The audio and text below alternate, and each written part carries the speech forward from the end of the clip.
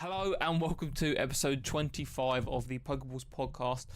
I'm your co-host, S9 Vibe, and I'm graciously joined by my lovely co-host, Osirus. What's a co-host? I felt bad saying that I'm just the host, so I was thinking co-host. Pretty much, we're co-hosts, so it doesn't, this is our podcast, so you are my co-host, but yes. And you are the host. Yes, that is also true. I am vice versa. And vice versa, technically. How are you doing? How are you doing this week, Lee? I'm doing all right, mate. I'm doing good. Catching up on all the DLC stuff, so that's nice. And enjoying the games, mate. Still really enjoying it. Shaping up for Regulation E starting in VG, which is very exciting. Which kicks off, is it like next week? Next week officially on the ladder. A week on Sunday. So that's going to be very exciting for the competitive scene. Pardon? Battle Stadium has already updated to it. It came with the DLC, but yeah. But officially, I think there's some issues with getting some of the Pokemon on though, isn't there? Like Blood Moon, Saluna. Yes, that go on there, right? I don't know. I've heard of some of the other Pokemon don't. I think there's like some issues. So I haven't specifically went on Battle Stadium to play mainly just playing around with Showdown. Yeah, no, Showdown has been good. I've been messing around. Ogerpon team's busted AF, as we discussed previously. Ogerpon's great, mate. I loved it in the DLCs and that storyline, and also when I've played it in VG, it's just absolutely redonkulous. So, hot topic of debate: which Pokeball did you catch in? Oh, don't, because like, everyone's talking about this. I messed up mine. I even went through this on my last stream. Because it was so early in the morning and I was so tired. At that stage, I was just mashing through A because it was like going through all the masks. And the next thing I know is I was locked in on a quick ball and it threw it and it caught it, didn't it? And I'm like, great. Now I've got to play through my Violet copy just to catch it in a But why is everyone so hung up on it? Like, normally, no one's bothered about it. I think everyone's like, "What ball you caught it in?" I'm like, why for this specific Pokemon when I've messed it up? Is that the question? I'm like, yeah, I know I messed up. It does kind of match its colors because it's got, especially if you got the Wellspring form, so it's got blue and the yellow in it. You can only use that form now with that version of Ogerpon. But yeah, and plus there isn't. I was thinking about this morning. I'm doing at the minute. A shiny hunting like compilation guide for the channel, and I was like, why isn't there a specific fire Pokeball? Right, we haven't got one that's like for fire Pokemon. That is true. I'm like, we should have the Flame Ball or something like that. It would be so cool. Sick. We don't really have other than the Pokeball, we don't really have a red Pokeball. I know you have the repeat balls, but they're kind of like an orangey kind of color, but like with a flame on it, that would be sick. Like the the special Pokeball that Pikachu comes in with the lightning bolt, something similar to that, but with it'd be so good with flame. And then when you throw it out, its animation is like flames bursting. That'd be so sick. Sick, bro. Like, we've got the dive ball, right? Why haven't they, like, we need that. We need like the leaf ball or something like, the bush ball. This is so right. The bush ball. I caught my Stella being a bush ball. Like, there's so much scope. I'm hoping at some point they look at that. It feels like it's been an area that, like, a lot of the fan base are like really in on like the different Pokeballs, right? It's a big thing. Like, I love like catching stuff in different Pokeballs, especially the more special ones. But we haven't had a new one since, like, I think we talked about this maybe a few pods ago, and it's Beast Ball's the last new one we've had, and it's that's like, just like useless against anything other than an Ultra Beast. So hard to catch anything in. I caught my shiny Gligar in it, and oh man, I reset on that shiny for a good 40 minutes trying to get in the Beast Ball. It was painful. It's worth it in the end. But, well, it's like having a Gliscor and a Beast Ball, mate. It's true. Like, that is pretty wild. It's good. But its catch rate is absolutely appalling. But yeah, mate, so just doing that, catching up, like I say, with the DLC. There's still lots to be found in it, I think. There's lots of cool stuff. I really enjoyed it. And then, just VG stuff, I guess. But I'm tired, mate. I haven't really, I've been like full on the last, like since the DLC dropped. So it's not even been out 2 weeks yet. But feel like main coverage is coming to an end. Just got the dribs and drabs with shiny hunts and the raids and things like that, which are very exciting to kind of cover. Ooh, look at this lovely channel. I promoted the hell out of it to people at Barcelona when people were like, oh, how do you get this? I was like, that there's this cool channel that shows you how to do this, right? Mate, you're too kind. Zoe will tell you, because she was trying to do the DLC, and I was like, just watch his videos. He has like 4 videos on it. Just go do it. It's not hard. I would have liked to have got them out sooner, but it was, yeah. I think all the videos have done super well, really, like considering what you got to look at as well. We spoke about it. I think the quality of them overall is a lot better than what I've done in the past. Some of them as well, are amazing. Like this Ogerpon one is beautiful. Like the editing is amazing on it, and like your thumbnails are like amazing and stuff now. But if you look at like other people's content, like you can get a vibe of like the hype for the DLC. I know we've obviously spoken about this in depth briefly, but you can tell how hyped people are based on the views for videos. And if you look at other channels, like they're not doing doing as well as when Scarlet and Violet dropped, right? I mean, we kind of guessed that. I love Philly's thumbnails. Oh, they are gorgeous. He's got such clean thumbnails. They're amazing. But like none of his videos have done particularly. He hasn't done many guides. He's only done 3, and the rest are just like shiny hunting guys. But I think that's just down to the amount of content in the DLC itself, and I think he's probably like he knows what he's doing. I think he's just putting his resources into. I'm not dissing the channel. I'm saying no. I know what you mean. I think he just doesn't knows. seem to be as much hype as if you look at videos by a lot of the creators, there's not as much hype there as it was for Scarlet and Violet. I think those shiny ones are definitely like slow burners as well. They're good ones for like ticking over time. Mm-hmm. You know what I mean? Yeah, no, I agree. But no, I think you make a good point. I think there's just not a great deal of content in the DLCs. Like, there's enough. Like, from a personal standpoint, I feel like it was a good amount. It's gonna it was enjoyable. It's gonna be like nice to see us through to the Indigo disc. I think whenever that drops, but there's not a great deal of like content like we got when a new game drops and you're like, there's like 1,000,001 things to do. Yeah, it's like so sorry for the voice as well. But yeah, no, I think you make a good point. I think there's still a lot of hype around it and excitement around the DLCs, but not if you're IGN. I think the main hype is good. Not if you're IGN. Yeah, I know you mentioned it to me. I think the fact is though that I'm not really. After you mentioned the Osirus thing and reminded me of that, I feel like it's totally like I don't value anything that they put out or say, because I'm like, what a stupid reason. Like, you're marking Osirus down because it's got too much water. Well, that's the region, and that's full of water. The games, and it's literally one of the best remakes that we've had. So I'm like, you guys, you don't know what you're talking about. So. Whatever, Trevor. Especially the excess water Pokeball and navigation of habits. Shut the fuck up, bro. Yeah. It's Horn. Like, what do you expect? It's like, it is water. It is the water region, isn't it? Did they mark Alola down because it had too much water, or was it okay because we could just fly between islands? I mean, it just seemed like such a petty thing. I just remember dying when it came out. Just like, yeah, great game, but it's just way too much water, even though that is the base game and the whole region is based around it being around water. I swear Gen 3 as well is one of the most loved generations as well, I think it's like, like people absolutely go nuts for Gen 3. Like, it's not one of my favorite regions to traverse, like get around and stuff like that. Like, definitely always one of the ones that I think, I don't enjoy having to surf around as much, but I would never mark it down for that. That's just because I kind of prefer, I guess, some of the other. What are you talking about? It running worse than a base game Scarlet and Violet. Have you had any problems with it? I haven't had any problems with it. Yeah, mine's been pretty. Okay, maybe not. The frame rates are pretty bad.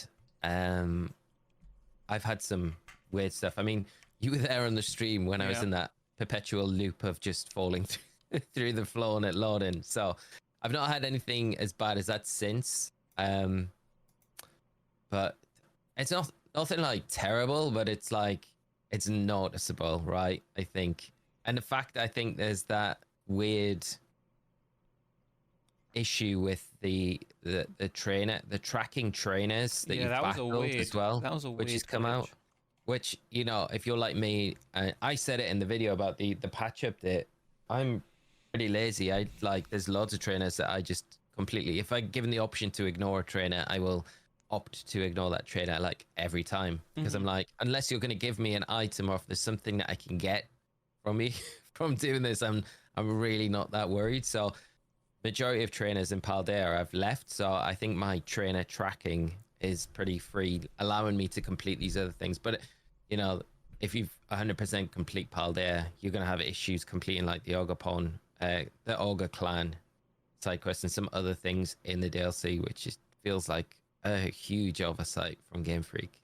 But this new patch that they announced earlier in the week that'll come in early October, hopefully fix that, along with other things that they never like specify what these other things are. I wouldn't get too excited.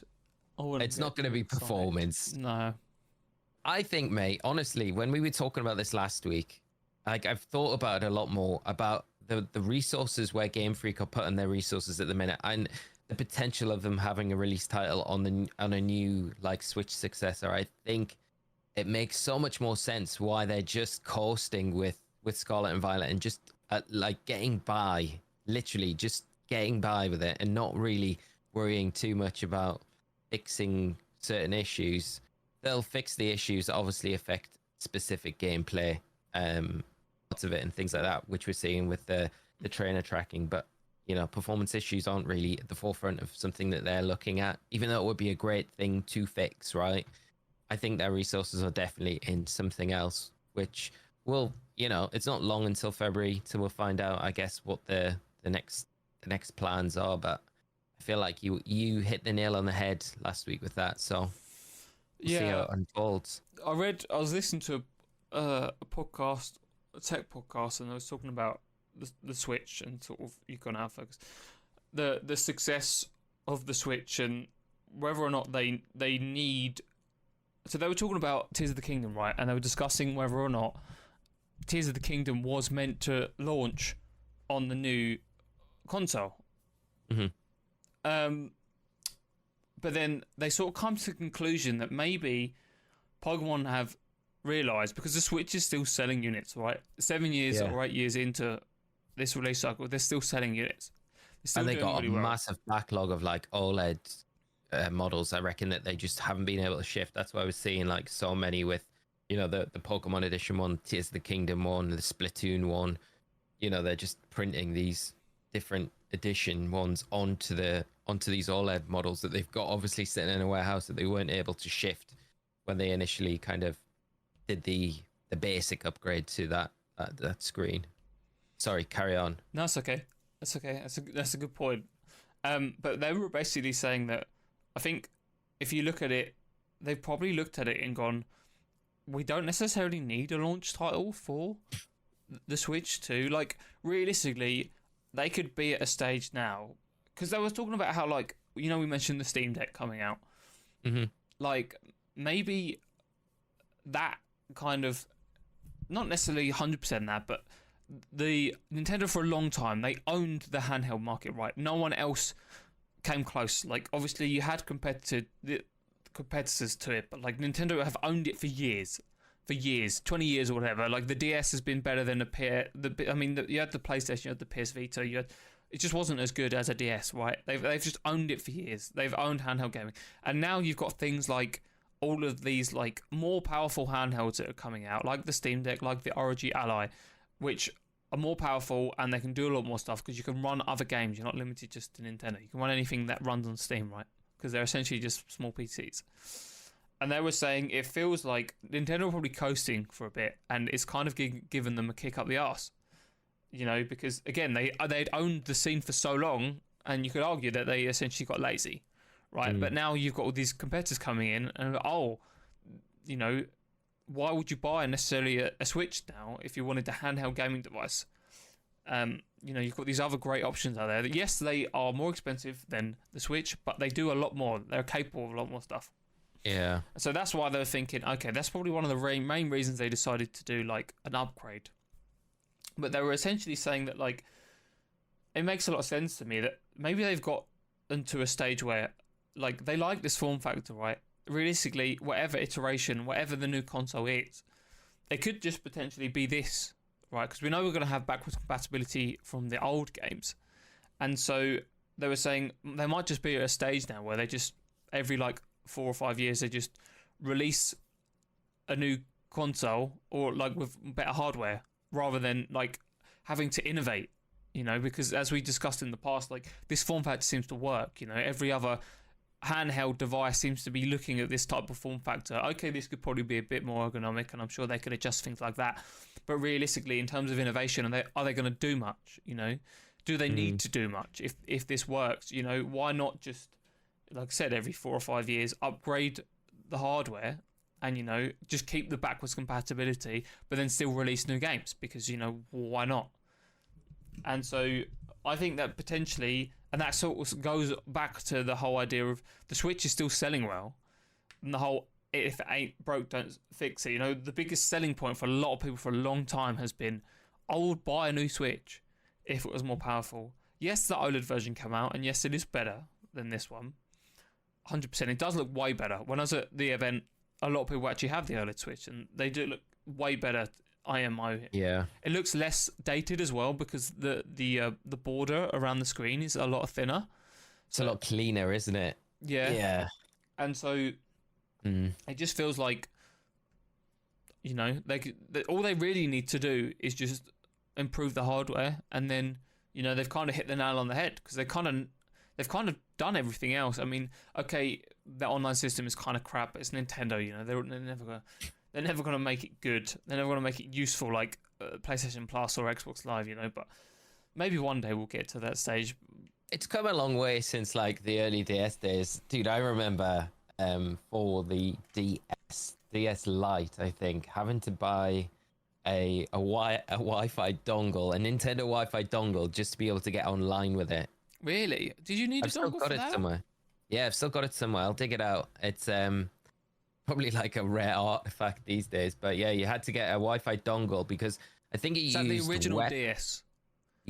No, it was the original DS and the DS Lite, because I think it used a WEP connection, WEP rather than WPA, and over here in the UK, our standard was WPA, right? So the only way to get a WEP connection was having one of these dongles. The real pain, mate. So jarring. And it was so inconsistent. Like, it really was. It didn't work half the time. It was such a waste of 30 quid. I swear it was like. But going back to, like, I know what you're saying, like, the online system. I guess I've just come from a place where it's been way worse, and now it's, like, actually usable. But it's still not up there with, like, your Xbox online services or your PlayStation services and stuff like that. So, yeah, it's still got a long way to go. But I feel like Nintendo's always been a little bit behind with those sort of things, which is weird because it's like you should be ahead of all of this stuff. You should be ahead of your PlayStation, your Sonys, your Microsofts with this sort of thing because you've been in the game for so long. It just feels like an area that they just completely neglect. And again, like coast, just like we'll just, we'll Steve Bruce it. We'll just get by. Yeah, and it kind of comes back we'll to tick along. I love that analogy.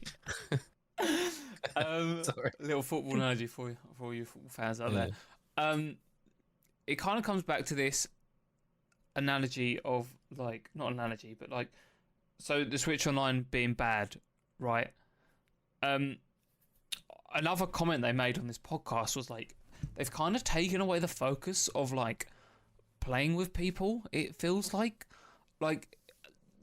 they still have the classic Nintendo games that are great to play with people, like your Mario Kart, like your Smash and stuff, but it feels like, I don't know, it's just like the push towards like playing with other people seems to have just got sort of, I don't know, just taken a step back a bit. You had like the Wii, like I know that was a different type of console, but like the Wii was all about playing with people, right? It feels like we've kind of just, like I said, the emphasis doesn't really seem to be there anymore. Maybe it doesn't with this type of console, but that is what one of the biggest things I've liked about Nintendo for so long is that this, the games that, like the multiplayer games that they made have always been so much fun. You look at things like Wii Sports, Mario Party, Mario Kart. These are like some of the best games that like ever. Like people will tell you they love them. They're so like Switch iconic. Sports is so bad as well, mate. I got that, and I played it. It's just not as good as the Wii Sports. It's not really got the playability, like the replayability factor, like Wii Sports had for me, where I'd go back to it for years. I feel like I haven't picked it up in like a month since like buying it, played it for maybe a week, and then I'm like. I didn't think we liked was the golf on it, because the golf was a lot better, but they didn't have the thing that. It takes so long now, though. I feel like a round on like Switch Sports is like it takes so long compared to Wii Sports, where it's like really pretty fast paced. I just feel like it takes way longer to do that, and like everyone when I've played it with them has just got bored, and we've never finished like an 18-hole course, which never happened on the Wii Sports version. Even they didn't have Wii 18 Sports holes. Results. I'd never played Wii Sports Resort, but they never had 18 holes on standard Wii Sports. The results, the 18 holes, it was good. It was good, really good. Good addition, good upgrade, I would say, to the Wii Sports, Wii Results. But if we look back at like talking about the online system, like because there is no party chat / I mean, you can do it on your phone, can't you, or something crap like that. It's just like I've never really used it. I don't know. You maybe can, but like because there's no in-game that whole hop on a voice chat type thing, and there's no like some games there is just no obvious way to play with friends online like Mario Kart. I don't know if they've changed it since we've played, but man, can you remember trying to link up and play it together? Just having to painful. Like try and join a game at the same time is the only way we could play together. That was it. Yeah, it was so bad.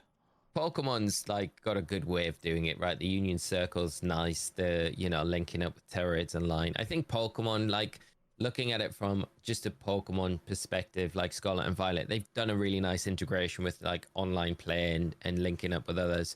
Just it's sad for the players that don't have that online service where they don't have the subscription, so they're kind of like again the other day. Yeah, did you? Sad. Yeah. I mean, everything you go pay for everything now, don't you? Yeah. It's you get F-099. Yeah. Anyway, Pac-Man 99's fun. Yeah, I guess so. What would be nice, really, is trying to give you a silver lining. Yeah.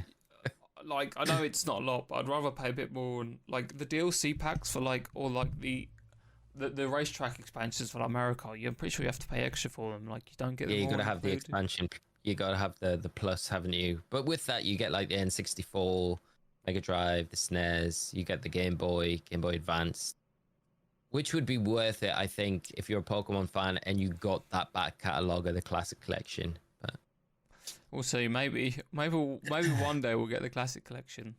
The save states, I still stand by that. I reckon because we've got the save states in that facility in those virtual consoles. I reckon that's why we're not seeing it for Pokemon games. I think they need to have a way to. I think just in general, I think Nintendo has to have or needs to introduce a cloud save. Yeah. For their consoles. I don't understand why it doesn't exist. Well, they're probably going to do that, and then it's going to increase the price even more. So it'll probably go from like 30 quid a month for the expansion plus subscription to like 50 quid with your cloud service. Or year. 30 quid for the year. Yeah. See, I don't mind paying that. If it's a good service, I don't mind paying it. Like Xbox Live and PS Plus is like 60 quid now. Or it might even be more than that. But you got access to loads of things for that. It is worth the money. Yeah, and the PlayStation one, you get like a new game every month, don't you? And it's a pretty good title. Well, I remember when I had a PS4, and I remember getting like in one of the NBA games one month, and I was like, this is like a game I'd actually go out and buy, and I don't need to now because I've got it through subscription. So, but that was a brief spell playing PlayStation, and I was like, oh yeah, not a huge PlayStation fan, so I sold it and was like, I'm just gonna stick to a Nintendo. Well, the Xbox Live comes with the Game Pass, which gives you like access to like hundreds of games as part of the subscription. Yeah, it's pretty decent. So, you know, like a massive bag loss. So you do get the same with the Switch. It's just not. They just don't have all the good ones on there. It's just like it blows my mind. They just don't have it on there. But maybe when the new console comes out, we'll be eating our words. I really hope we are. But until then, there was an interesting development actually. Just takes them so long to do anything. Like, I mean, like, you know, how long has it taken them to get games? How many games have we got on the N64 Virtual Console? Like a handful. It's like you could be putting a lot more on there. I know you've got to integrate like multiplayer online modes and stuff like that with them, but is that really that difficult to do? And for the most part, people will be kind of just happy to have the games on there. They don't need to have these additional features on there. You don't need to spruce them up. It's for the games, really, you know. So I just think they could be doing a lot more than what they are. I agree, but again, maybe they're saving it all for the new console.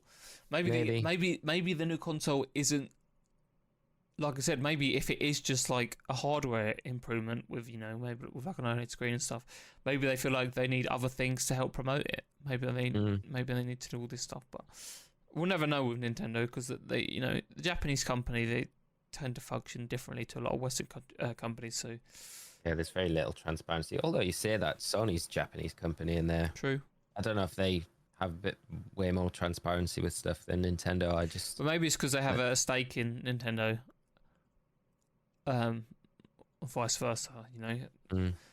Because I think I was reading somewhere like the Pokemon company is like a company that exists of like 4 different companies. It's like Nintendo has a stake, Creatures Inc. has a stake, Pokemon itself has a stake, and then someone else has a stake, which is why it gets like really convoluted over certain things. But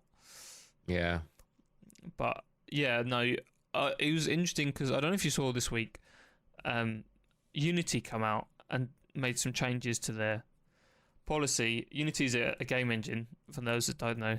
So a lot of games are built on it, including the Diamond and Pearl remake, made by Ilka.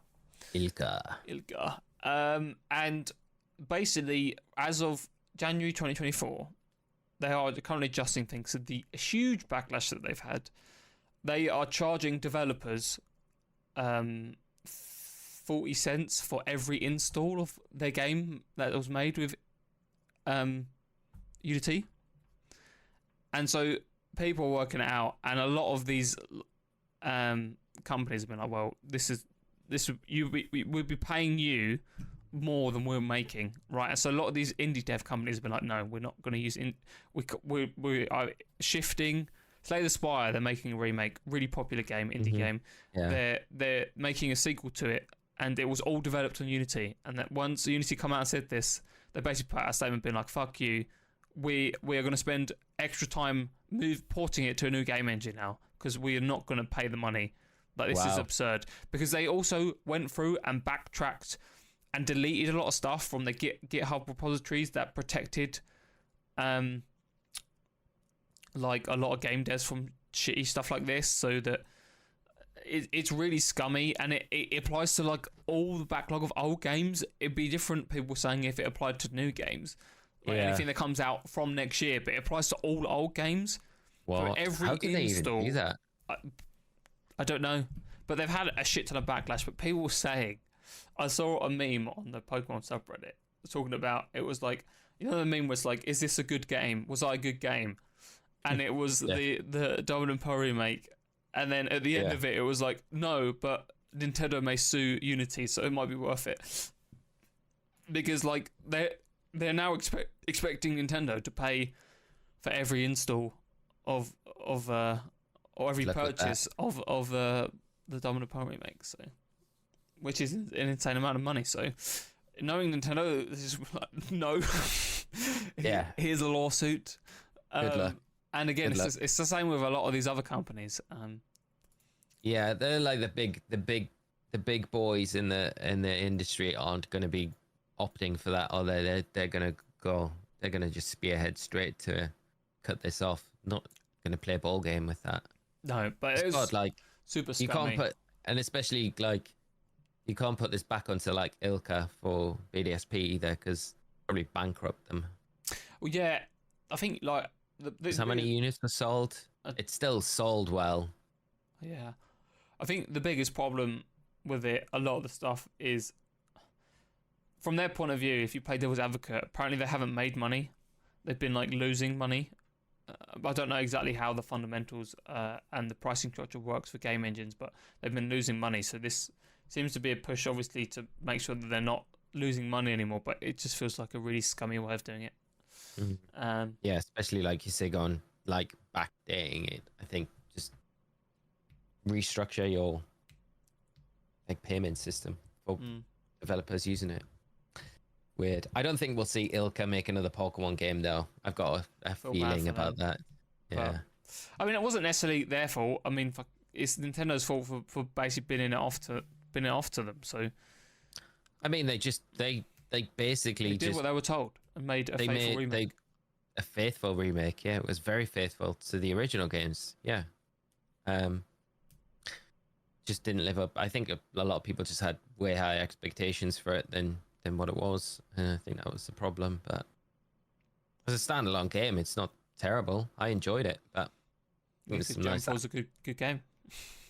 Yes, the best starters who are now in the DLC, mate. Are now in the DLC. Yes, I do like Empoleon. Well, I like them all competitive, but yeah. I've been trying Assault Vest and Empoleon with competitive, but because it gets Brick Break as well, and there seems to be a lot of Ninetales running about. People Ninetales picking up a lot of usage. Yeah. So I don't think that'll last though, mate. I think there's too much. We're not getting into competitive talk in the podcast, but yeah. So it's a good Pokemon. We got those in, but no, it's been interesting with all the Nintendo Switch and the Nintendo developments. I even saw some article thinking about like Microsoft CEO talking about how they could potentially buying Nintendo would be good for them, and I'm like, what? Sorry, what the fuck? Microsoft, could you imagine? Microsoft, that's just so bad for like, you know, like they've already got like a monopoly. They've fucking bought Activision. They own so much shit now. Like I don't want Microsoft to own Nintendo. Jesus Christ. I don't think it would ever happen though, would it? I think Nintendo would be too stubborn to sell it. Yeah. And there's one time the stubbornness will actually pay off, but yeah. It would ruin Nintendo, I think. Well, yeah, because it's a Japanese company, and I think it needs to stay that way in order. Yeah. Because a lot of its roots, you know, in like a lot of the games, you know, take their inspiration from Japan. And as much as we complain about like, there's not transparency, the communication's bad, the online services are bad, I still love the franchise. You know? Oh yeah, exactly. I like to critique things, but you know, I think like I'd be so upset if Microsoft bought. I'm like not the biggest fan of Microsoft anyway, so that would be like a knife to the heart. I feel bad. Okay, so this is a bit of a tangent because I found it really interesting whilst I was away at Pokemon events. Now, Pokemon Go, we've touched on briefly a lot. We wanted to go to Go Fest, didn't go. I almost went, but it was raining in London, so I didn't go because I didn't actually have a ticket, but I was going to meet people up there. Anyway, again, still has a large player base. As I've mentioned in the past, I didn't realise that a lot of people still play it. Now, going to Pokemon events, specifically for Pokemon, whether that's for whatever type of game, whether it's the video game, whether it's for TCG, or Go, which are now all at these events. So Go, obviously, you can now actually play competitively. A lot of people play the game, and like, it's really annoying because people that I'm going with, they're playing Go a lot. And I'm kind of just like, I don't play Go, right? I haven't played Go for a long time. I have it on my phone. I haven't really touched it in a long time. But like, every person I was there with was playing Go and talking about Go. And I just felt I had so much FOMO. I'm like, what? Like, I had literally, they'd just be like walking down the road. Whenever we walked to and from the venue, they'd be on Go. Even inside the venue, because they have like special like Pokestops and stuff like that. And I'm like, fuck, I need to play this. And like, it's so annoying because I still can't find the I don't understand why. Okay, there are different reasons to play it, but there is no core objective to go other than to collect the Pokemon, right? Mm-hmm. They introduced some cool stuff. Obviously, I'm not saying it's a bad game. I'm just, from my point of view, in my head, the things you can do. These are the things you can do. You can collect Pokemon and try and complete your decks. You can get a shiny Pokemon, which you can transfer over to the new games, in all fairness. Yeah. You can now play PvP battles. There's now like a ranked online ladder that you can play, which I learned playing competitive Go is really hard, because getting the IVs on the Pokemon, there's no way to adjust them like there is in the video game. So you literally just have to capture them endlessly until you get one with perfect IVs, basically. It's a grind, yeah. A proper grind, basically. Oh, yeah. And real grind. And you got the Terra raids as well. And so, you know, not Terra raids. I went the raids. The raids, sorry. Yes, not Terra raids. My apologies. So I went Scarlet and Violet. Yes, I'm getting confused. One sec. Pokemon noob. I can't believe you've not experienced this before, especially when you were at Worlds and stuff like that, mate. I think I neglected it because so I went with two people that live in London, right? Mm-hmm. And I think this is one of the reasons why they're so into it, because back to what you said about having no Pokestops, I have nothing here. Nothing here. Yeah. One Pokestop, that's it, near my house, that's it. That's what I got. I think if you live in a highly populated area, like near a city, I think it's a lot easier to get into Go because there's a lot more shit happening. But for someone like me, like, I still get the appeal if you live remotely. That's the whole point of the remote raids, and that's why there was a lot of drama with it, right? Because for those people that live far away, as we discussed, you know, not necessarily far away, but just nowhere near stuff, it's hard for them to take part in the raids and, you know, just even to catch Pokemon. And so, you know, they were like playing it like non-stop. Like, we went to the Sagrada Familia in Barcelona, right? This absolutely gorgeous church that they've been building for almost over 100 years, right? Over 100 years. It's still being built right now. We went in there. They were playing Go. Okay. They were playing Go there. And I was talking to one of the guys, and when in the past, apparently, like in 2016 when stuff happened, like when there was all like, because obviously only one of the big things about it is if you obviously want to try and catch certain Pokemon, right? And if you don't have them, you go, oh, I haven't caught the Pokemon. And like, apparently there were instances in the past where like a certain Pokemon would spawn inside a building, and like you would just get this insane rush of people out of nowhere. Like, I think it was when like Go in 2016 when it came out, all these people swarming to an area, and then like causing disruption because they're all there to catch like a Kangaskhan or something. Mm-hmm. Apparently it happened at Worlds, like a Kangaskhan spawned outside one of the convention centers, and then like there was like just everyone was just there, just catching this Kangaskhan. And so, you know, you got stuff like that, which, you know, again, and in different countries as well, you can only catch certain Pokemon. Like Launcher is like specific to Brazil, I think, or something like that. Yeah, Taurus and Kangaskhan's another one. And so there's loads. And for like some of the like specific research events, like I'm currently doing the one for Shiny Mew at the minute in Go, and you've got to complete the Kanto decks, which includes getting all three of the birds, the legendary birds. And on top of that, there's loads of other things to do. I feel like it's going to take me forever to complete it. Yeah. But yeah, it's so crazy, mate. It's I'm just crazy getting man FOMO, basically. And to that same extent, Ben Kiriakou, he got challenged by one of the Go players, who's also one of the commentators, to play, and he's like, I've never played this game before. And so he was like, he literally opened it up, and I think he had like a few Pokemon, and he battled him basically. He lost, obviously, because he doesn't know how to play PvP. But he took one Pokemon off him, and he was like, oh, I'm going to make it my mission to beat you in a battle.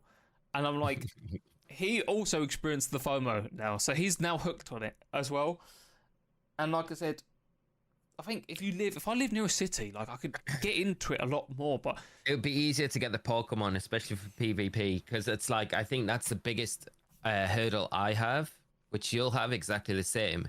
It's like, I want to get into PvP, but the fact is that I've got nothing on my doorstep, like to go out and get Pokemon. I've got to do it in like dribs and drabs, or when I go to like the near city or a big town or events, and it's like it's just such a slow grind to get Pokemon. And then by the time you get those Pokemon, a new metagame's kind of shaped up, and you're like, the Pokemon that I had got trained up eventually are just like not that great anymore. So it's like this perpetual loop.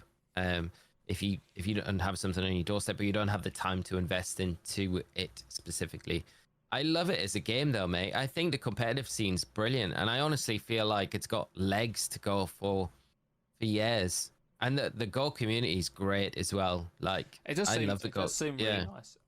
Funny enough, just because it's accessible to everyone as well. So, again, two people that I went with, they both really into Go. So I went with Zoe and I went with a guy called Rushan, who was one of the founders of Nuggy Bridge. And they both really into Go.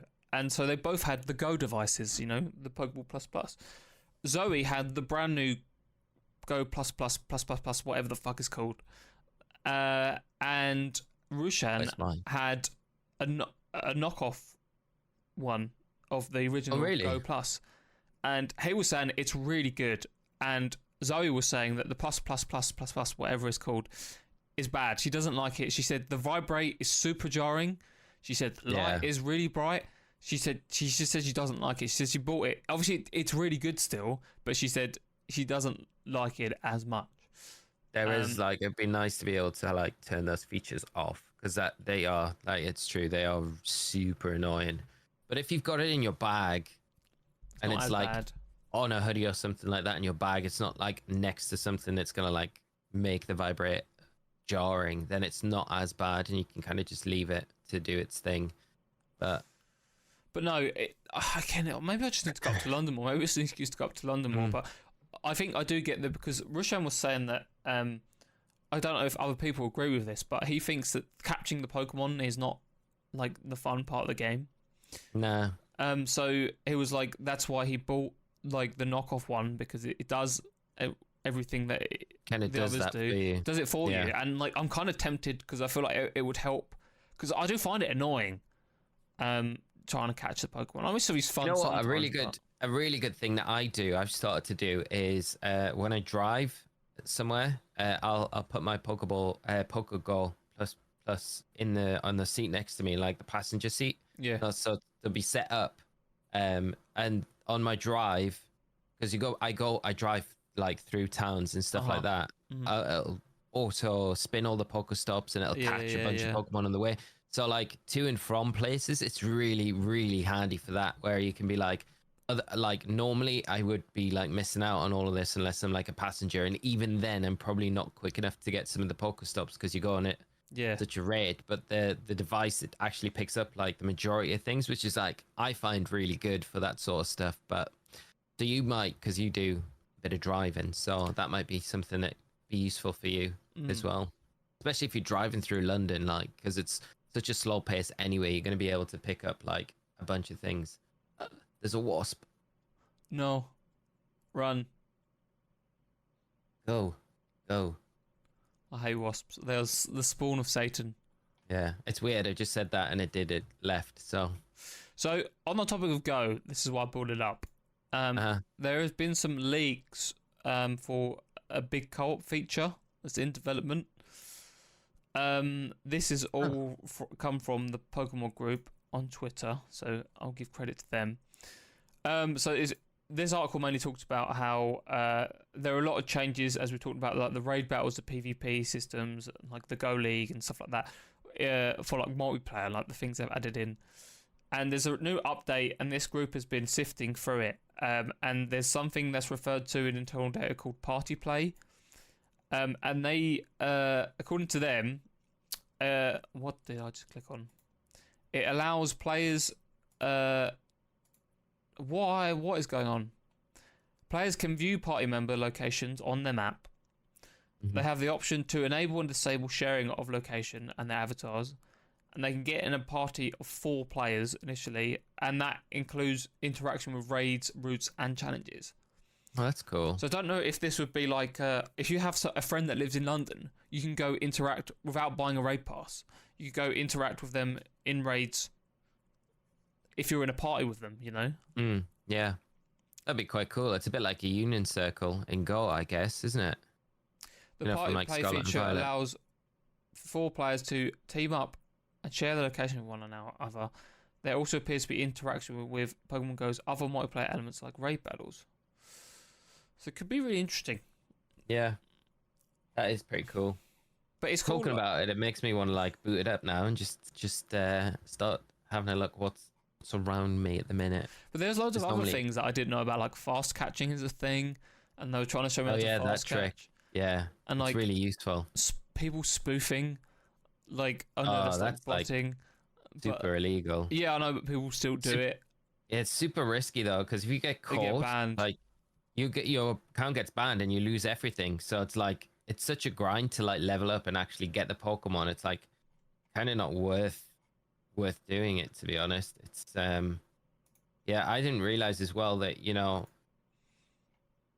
for competitive, it's weird coming in from Scarlet and Violet and like VGC side of things where like hacking is such a prevalent thing, right? For a lot of players, it's like the norm, right? Mm-hmm. You know, but in Go, you're unable to like, there is no way to hack in Pokemon, which I really like that aspect of it. You know, I think that's pretty cool. So there are some really good things about Go. I'd love to get into competitive. Honestly, it would be great, but I just don't have the Pokemon. Investment. It's just having the Pokemon to do it. You know, I feel like I just can't keep up with. Again, if you lived in a city, you know, it'd be a lot easier. But yeah, I think that would make it easier. It'd be great if they give you like a transport pass where you could transport to a city that you've been to in the past and like have, you know, you could walk around it. That'd be really remotely. Good. That'd be really good. That'd be really good. That would make it a lot easier, and then would give people with, you know, people that are not able to just freely get out and about as others, a chance to kind of enjoy the game from the comfort of their own home, where they're able to, where they might not be able to get out as freely. You know, like I say, they might have disabilities, they might have impairments that just don't allow them to, like, you know, get out and enjoy the games like, you know, other people. So that would give them a way to enjoy it as well, which would be nice. Yep. Yes.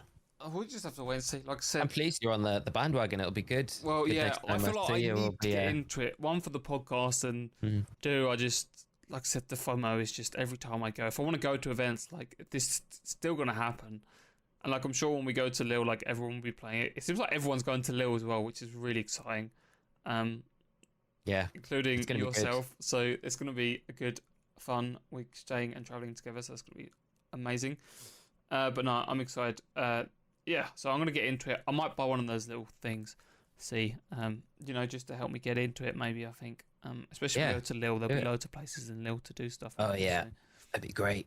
Great. It's a nice little town. But Pokemon have been doing some interesting collabs recently. I don't know if you've seen any of them. Not really, mate. I know 151 comes out today as of recording this. Yep. You can't buy it anywhere. No. Of course you can't, because scalpers are wankers or whatever. I don't know. I've decided that for this set, I am gonna buy. I want the Pokemon Center Elite Trainer box. So I'm kind of holding out for that one to come back into stock. Whether or not I'll be able to actually pick it up or not is another thing. But I'm not gonna be too sad about it. I've been actually on a bit of a. I know you were going into something, but I'm just gonna go for it. Tangent a minute. If you are a collector of Pokemon cards, it is a really good time right now to go in and pick vintage cards up. Like, I'm not kidding, mate. I have picked up some cards recently that a year ago would have been, I would have been priced out of being able to get them, because they were just like, the value of them was just I couldn't justify paying that for those specific cards. Like what? But, can you give us an example? Okay, I'll show you something that came yesterday. This Rainbow Rare Lugia from Lost Thunder, right? This is a card that I have wanted for the longest time, right? For the longest time. But I've just been for obvious reasons, I can't afford to buy booster boxes and booster boxes of Lost Thunder because a booster box is generally going between £400 to £600, which is just I'm not going to buy that. That's a lot of money. And then open it and be like, oh, I didn't get the Lugia. Just for that, it's not worth it. And the Lugia itself is not like I say, a year ago, you were looking at like $250 for this card. Raw. Graded way more for it. But now, it's like if you are wanting vintage cards, get on it now because it's a perfect time to pick them up. These cards will go back up for sure, but there's just, for some reason, the market for vintage cards right now is just bottomed out. You can pick some real gems up. But I wouldn't necessarily class that as a vintage card because it's kind of... I wouldn't know, but what I mean is like I'm putting it in amongst a lot of the vintage cards, like the e-reader cards as well. Like e-reader cards are like some of my favorite, right? There is a McDonald's promo, a Squirtle McDonald's promo, Japanese exclusive e-reader card, with a Squirtle blowing a bubble gum, right? Oh, I've really wanted to watch on for so long. They're so old. Right. So again, that card is like a year ago. Like if you're getting it in good condition or graded, very expensive. But now you can pick it up even graded for a pretty reasonable price, and it's such a nice card. It's one of my all-time favorite promo cards. So again, that's something that like you can pick up for a reasonable price now because the interest isn't there. It seems like it's all reverted to these like alt art cards that are, you know, even the Scarlet and the Sword and Shield ones, the alt arts, especially like Evolving Skies, they're taking a drop. Everything just seems to have like it's you got a good lull point. The post-COVID hype has kind of died down a bit, I think. Yeah, but a lot of I like the vintage cards in particular. I know that the Lugia is not a vintage card, but it just goes to show like a good example of like this is like, you know, a year ago to me I was never gonna ever own this card, but now I'm like, oh, picked it up for a very reasonable price. Very reasonable price indeed. So yeah, I think it's a good time. It's a good time if you're it's a good time to pick up stuff that you've probably wanted for a long time. I want to pick up a Japanese card and get it graded by a Japanese grader because I think they look so sick. I just need to find a card that I want. Cool. Yeah. Graded. Yeah. But yeah, what card would you like? It's a nice card. There's I don't know, like the 151 set. I'm not like super hype about it. Like no, as much as like I'm just not really. I don't really get the hype with it. I think it's just because it's related to base set, right? So people are like, it's got to be worth money. It just feels like they've done so much recently with base set. You know, it didn't feel that long ago since we had celebrations. You know, I just feel like, I don't know. Crown Zenith just felt like it came and went, and there was like, yeah, I don't know. I'm not really feeling the new sets as much as I thought I might be at the minute. Whereas I'm like quite excited to kind of look back at and see what. Well, there's no point in collecting stuff. Like I think a lot of people have kind of fallen into the trap of collecting stuff for money, right? And it takes away. Like I mean, a lot of people on the subreddit have spoken about this and how, you know, obviously a lot of people just collect for fun. Yeah, like this card in particular. Like, I love this card so much. Like, the full art as well from Lost Thunder. Like, Lost Thunder is one of my favorite sets as well. I think some of the full arts in that set were amazing. And I'm not the biggest fan of Rainbow Rares ever, but because this is, like, such a hard, like, a big chase card to get from that set. It's so difficult to pull. And to get in decent condition as well. It's just, you know, I don't think this will be a 10 by any stretch, but it should be a 9. 8 or 9, which I'm super happy about when I do get it graded. But again, it's not about, this is like something that I really like enjoy, and Lugia is a great card, great Pokemon. So I just feel very, very grateful that the market is where it is at the minute. It'll go, there will be something that'll happen and it'll go explode again, of course, but that's just how the hobby runs. The other thing to say, mate, about TCG is, have you seen the collectors? What's it called? The collector's set. What's it? The prestigious. I can't remember what they're calling it, but it's like the base set that they're redoing as a collector's set. Let me just find it. Because Joe put a tweet yesterday about it. Is this a new thing? No, we saw it revealed on Pokemon Day. I can't remember what the name of it is. Let me just find it. Let me find it. Oh, the I can't remember the classic thing. Yeah, it's selling for like £1,000 on fucking eBay or some shit right now. Have you seen how much it is on the Pokemon Center though? When they dropped it, because it got released yesterday. How much was it on Pokemon Center? £400. Yeah, that's a lot of money. Sold out though instantly. Like I went on to have a look at it. I was like, well, I'm not paying £400 for it to start with. I don't really want it that desperately, and it was sold out anyway as soon as it clicked through, and it was like seconds after Joe did the update. Yeah, the Pokemon Classic trading card game. Here it is, mate. I'll send it I've got to it you. Okay, cool. Have you? Yeah, there it is. Yeah, unavailable. Weirdly enough, though, when I checked the US site, it was in stock, but in the UK, it was unavailable. So. Why didn't you order it? You could have ordered it from the US site. I'm not that bothered, mate. I'm not that bothered to be paying $400 for something that, if I got it, it would be to keep sealed, and I think I'm not that fussed about it. Yeah, I've got a pretty much near complete base set in a binder anyway. I'm not really that bothered by it. It's a nice thing, but not for $400. I could spend $400 on a lot more useful things than that. Yeah, you're right. I've kind of got that. Like, where did I go the other day? I went to an old comic book shop and they had some 151 packs, like Japanese ones, and I was like, oh, yeah, that's cool. Good buy a pack.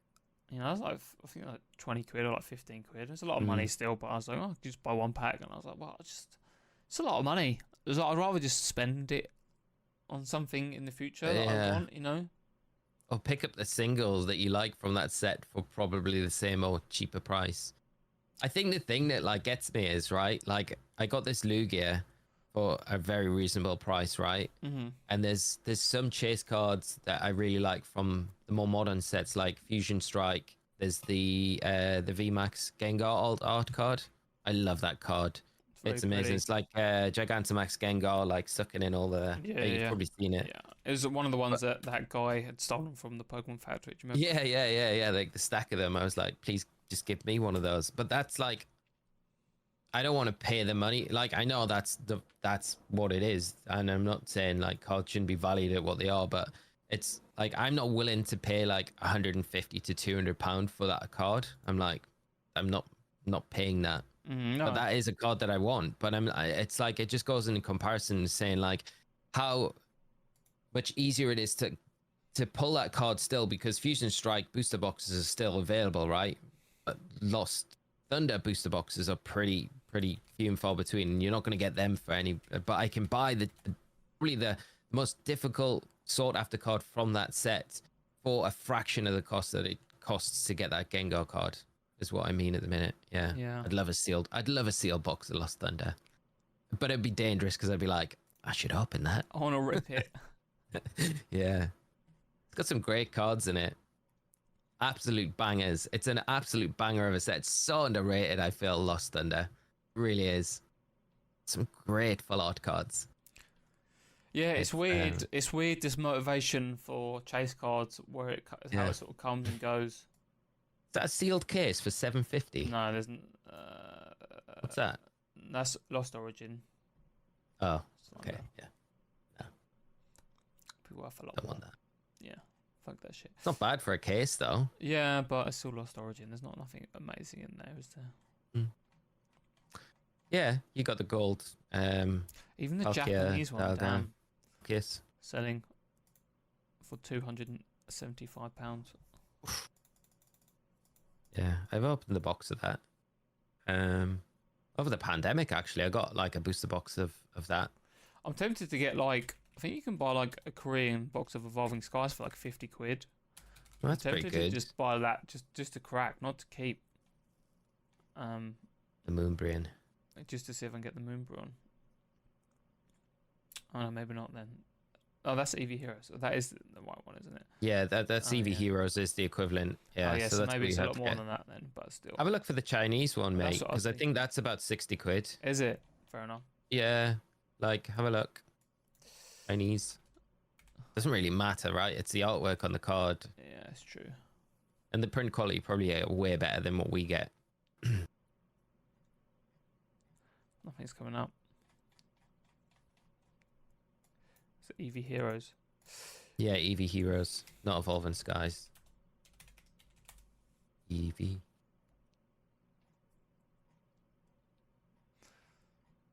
Nothing. Nothing coming up. How much is the Umbreon VMAX in this set? What for? Chinese version. But it's cheaper. Still be expensive, but yeah.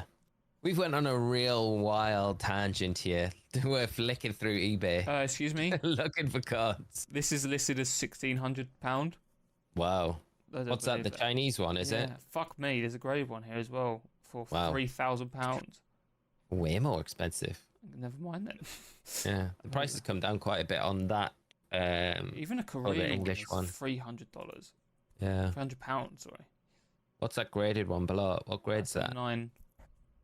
Yeah. 300 quid. That's crazy, man. It is a gorgeous card, but is it worth that kind of money? Again, if this ever dips in the future, that'd be a good one to pick up. But yeah, I'm just kicking myself. You know, I thought when that dropped, I've had this conversation with loads of people where when Evolving Skies dropped, that card was like £100, and I was like, nah, it'll come down like everything does, and all it did was go to the moon. And I'm like, I wish it picked it up then. I wish. But never mind. The Rayquaza one, the alt art Rayquaza from Evolving Skies, that's actually a lot more affordable now than the Moonbrian. That's come down a lot. And that'll probably still continue to drop. It doesn't seem as popular as the Moonbrian. But Evolving Skies is a brutal set. Because you got the seal booster, haven't you? the pull rates are really bad, I'm pretty sure. Never open it. Never open it, mate. So yeah. But yeah, I think that's pretty much it. The only other thing I wanted to mention quickly was Santa Cruz did a collab with Pokemon. No way. Did they? They did some really I'm about to show you, so you don't have to look it up. They did some really cool stuff. So they did clothing, but the coolest thing they did was the skateboard collabs. Ooh. Okay, with some designs which I'll show you. They are sick. They're sold out now. You can't fucking buy them anywhere. They're 120 quid each, but they were sold as like basically a booster pack with a single skateboard in. So you didn't get to choose which one it was, but there were 5 golden skateboards that had I think it was Pikachu, Eevee, where's the thing? Charizard and Mimikyu and a Gyarados. Oh my god, Mimikyu one. So Very these cool. are the gold ones. No way. These are worth like thousands of pounds, these gold ones. I can imagine. But if you look at the other designs, so even the other designs were like super cool, but you didn't get to choose. Look at the Mew. So that's very cool. They're like holographic, the backs of them. But this was the pack basically, and so you got a random one out of 1, 2, 3, 4, 5 out of 20, basically. So sad I missed this. But they're completely sold out. No, not bringing them back, are they? I doubt it. Possibly, because I want one. I mean, they just even the regular ones look sick. The bulb, the Vino is so cool. I love them. They're great. How come I missed this? I don't know, but they do. They did some. They've got some clothes here and some other bits. But yeah, the skateboard. Oh, that's very cool. The skateboard is the thing that everyone wanted. There's like videos of people ripping them and just getting like. I just watched a video of some guy getting a golden Charizard. No way. Wow, that's insane. But yeah, look how gorgeous that is, man. But yeah, they're worth like thousands of pounds on eBay now. I can imagine, yeah. But yeah, Pokemon stuff just sells like hotcakes, you know? Yeah. And I'd love a especially cool skateboard up collabs on like this this. wall. That's what I mean. The skateboards are so sick. They look so cool. I know at Worlds, you know, they had a very limited number of the skateboards there. and they sold out within an hour. I think were gone. You know, that's madness, isn't it? Yeah. Utter madness. Utter madness.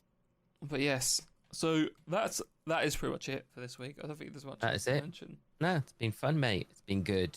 Talked about a variety of things. We've delved into Go. We delved into TCG. Yeah, we hit some good topics today. We even hit eBay, mate. We hit it's always eBay. Good when we hit eBay. Oh, it's good when we hit eBay. Yeah, it's been good. It's been very fun. Well, if you've been listening this far ahead, thank you so much if you made it this far. Please leave a like and subscribe if you're new. And leave a review on Spotify and Apple iTunes or Apple Podcasts, sorry. Only if it's good. It really helps. Only if you think it's good. And again, only if it's good. If you don't like it and you've got this far, then let us know. Let us know why you don't like it. We love constructive criticism. We love constructive criticism. We love it. So yeah, that's pretty much it. Is there anything you want to say before we sign off? No, just thank you to every one of you that is at this stage of the podcast. We have a special, extra, additional appreciation for you. And hopefully next week I might have something interesting to share with you all. So I'll have to sit on that. I'll leave it there though. But it'd be cheeky teaser. Cheeky teaser. Yeah. So yeah, Pokemon related, of course. Pretend I don't know what it is. Yeah. Right. Excellent. Right. So guys, I don't know what. Oh, you kind of know what it is, but not exactly. I've got a feeling. I don't know what it is exactly. Yeah. I will find out soon. I'll be just as surprised as everyone else. Anyway, thank you guys for listening, and we will see you guys next week. Bye-bye. Bye.